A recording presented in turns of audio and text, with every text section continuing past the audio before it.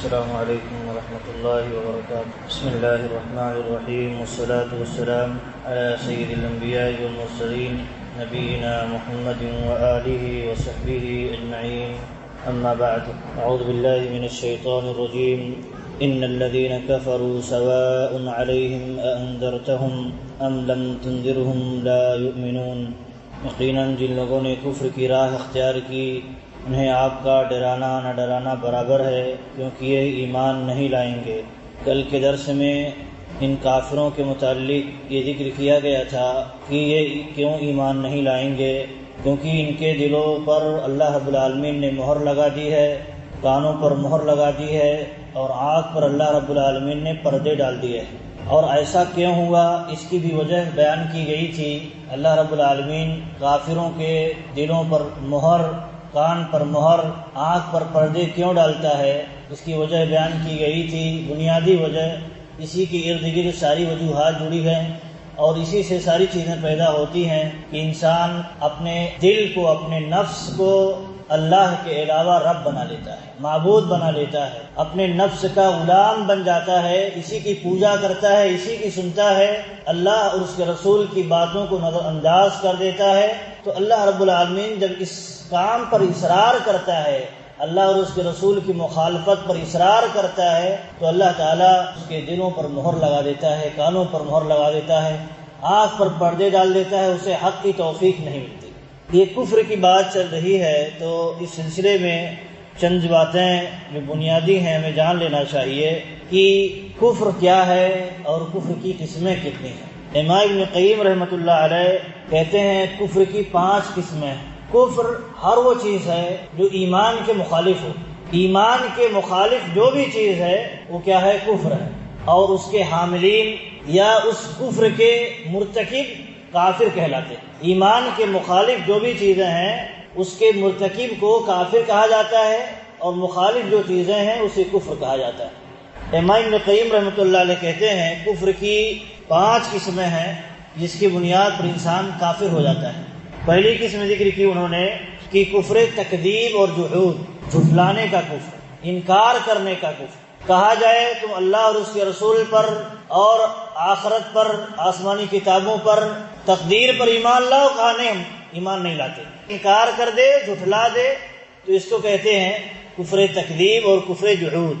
اللہ رب العالمین نے جب رسولوں کو بھیجا لوگوں کے پاس تو اکثر لوگ رسولوں کی باتوں کو جھٹلا دیے.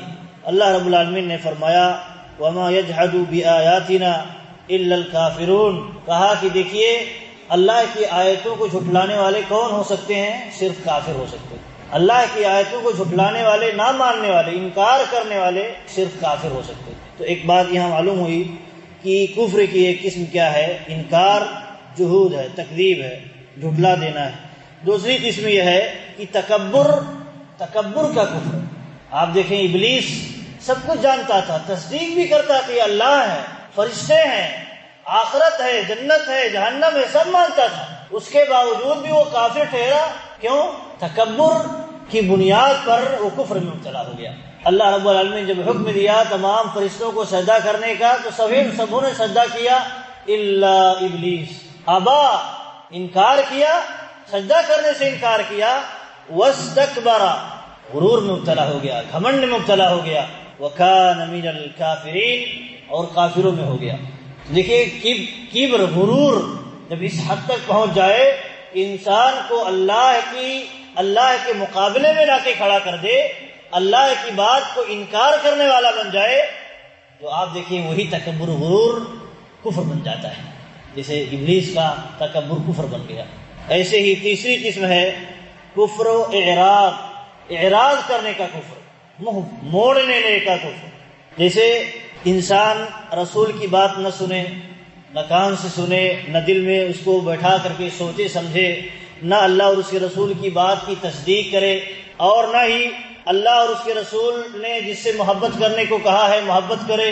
کوئی پرواہ نہ کرے، اللہ اور اس کے رسول کی بات کا کوئی پرواہ نہ کرے، اپنی منمانی زندگی گزارے، اللہ اور اس کے رسول کے باتوں سے منہ موڑ لے.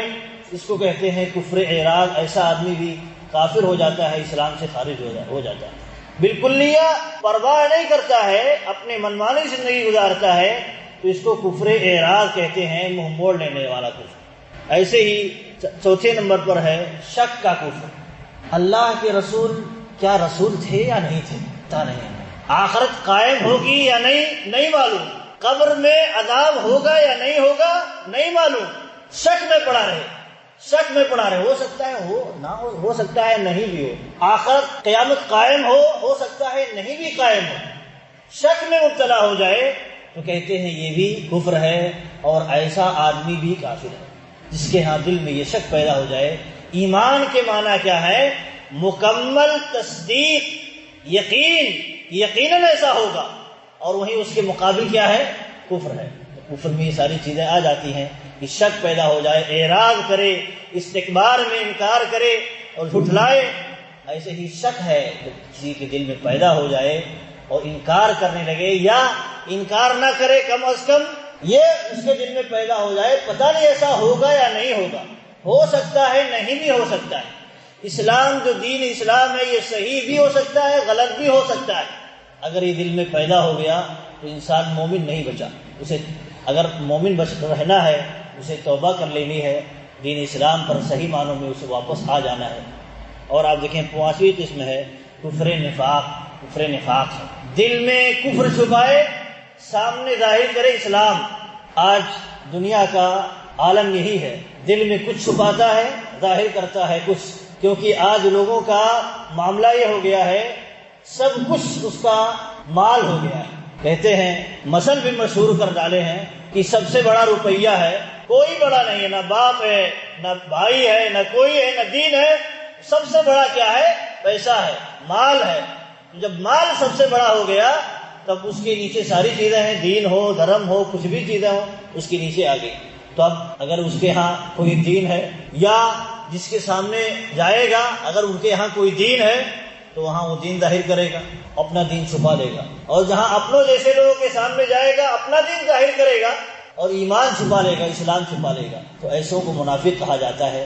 آج دنیا کا عالم یہی ہے کہ اکثریت اسی مرض میں مبتلا ہے، اسی لیے اللہ رب العالمین نے اس مرض کی تفصیل زیادہ تر آیتوں میں کی ہے، جہاں مومنوں کا ذکر کیا ہے، متقیوں کا ذکر کیا ہے، اس کے بعد کافروں کا تذکرہ کیا ہے، اور کافروں کی ایک قسم یہی ہے منافقین۔ تو ان کی تفسیر اللہ رب العالمین نے کی ہے، کیونکہ یہ بہت خطرناک ہیں اور ہمارے بیچ رہنے والے لوگ ہیں، اس لیے اللہ رب العالمین نے اس کی تفسیر کی ہے۔ تو یہ 5 قسمیں ہیں، دیکھیے کفر کی، یہ 5 چیزیں اگر کسی کے ہاں بھی پائی گئیں، ایسا نہیں ہے کوئی بس اللہ کو نہیں جانتا ہے انکار کرتا ہے، یا جانتا ہے انکار کرتا ہے تو وہی کافر ہے، اور آخرت کا انکار کرتا ہے وہی کافر ہے، نہیں، بلکہ اس کے علاوہ بھی کفر کی قسمیں ہیں۔ جانتے بوجھتے ہوئے بھی کبر و غرور میں مبتلا ہو کر کے انکار کر جائے، تسلیم نہ کرے، اس کے سامنے سجدہ ریز نہ ہو، تکبر میں مبتلا ہو کر کے، ایسا آدمی بھی کفر میں مبتلا ہو جائے گا۔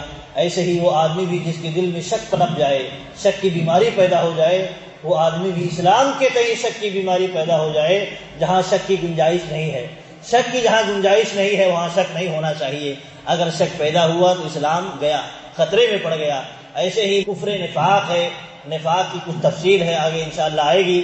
نفاق اگر کسی کے دل میں پیدا ہو جائے، دل میں کفر چھپائے، سامنے اسلام ظاہر کرے، کیونکہ سامنے مسلمان ہیں اس لیے اسلام ظاہر کرے، دل میں بغض رکھے اسلام سے، مسلمانوں سے، رسولوں سے، اور سامنے ظاہر کرے ہم آپ سے، مسلمانوں سے، رسولوں سے، اللہ سے محبت کرتے ہیں، حالانکہ یہ سب ڈھونگ ہوتا ہے، یہ سب دکھاوا ہوتا ہے۔ یہ منافقین کی قسم ہے، اور اسے کفر نفاق کہا جاتا ہے۔ نفاق کا کفر یہ بہت خطرناک کفر ہے، تفصیل آگے انشاءاللہ تعالیٰ آئے گی۔ اللہ رب العالمین ہمیں پکا سچا مومن بنائے، اور تمام کفر کے اقسام سے اللہ رب العالمین ہمیں پاک رکھے۔ آمین، وآخر دعوانا الحمدللہ رب العالمین۔